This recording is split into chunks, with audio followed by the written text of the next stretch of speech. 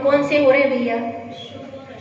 शुभ और अशुभ दो प्रकार के कृत्य हो रहे हैं, और उसमें से जिसके पास अति संपदा है, धन है, वो क्या कर रहा है? वो तो नृत्य कर रहा है, वह प्रसन्नता व्यक्त कर रहा है।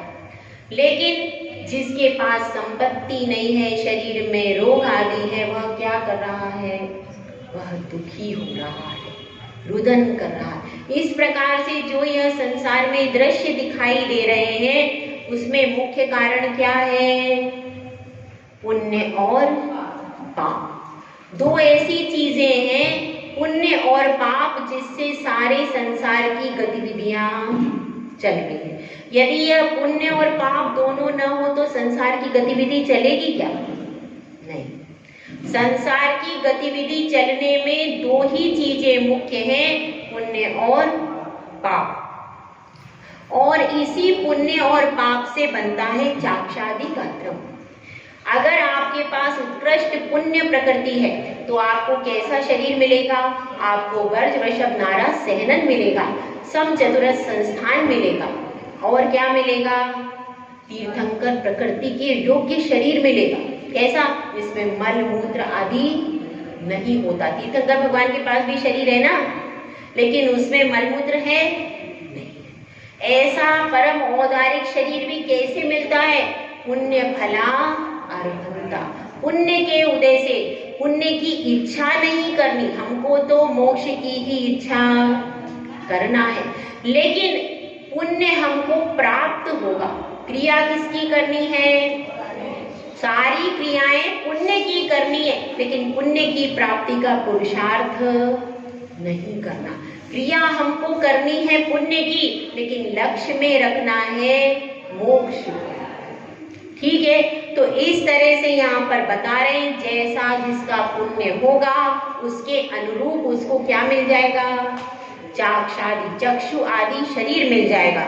और चिदानंद रूपम नमो वीतरागम, तो उस आत्मा के पास ना पुण्य है ना पाप है, ये दोनों चीजें आत्मा के पास। यह तो वैभाविक परिणति है।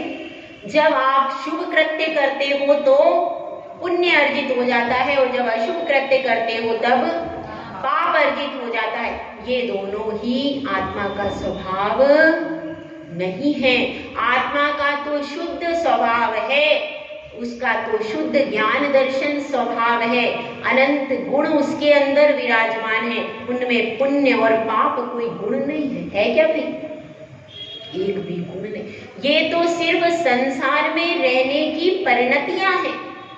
इसलिए यहाँ पर वो गुरुदेव कह रहे, मुनिराज कह रहे हैं, पुण्य और पाप के कारण ही सारा कृत्य हो रहा है और सारा नृत्य हो रहा है। इस जीव का पाप का उदय आया तो इस जीव के प्राण निकल गए।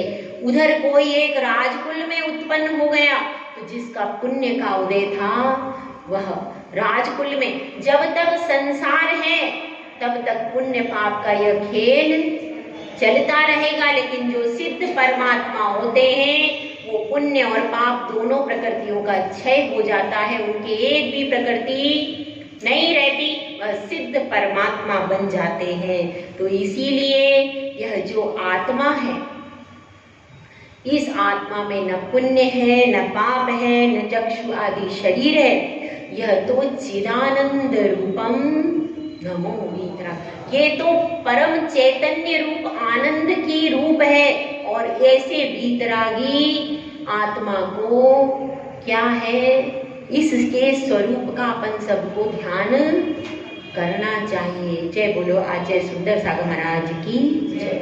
दीदी के लिए माइक लगाइए। ऊपर आओ।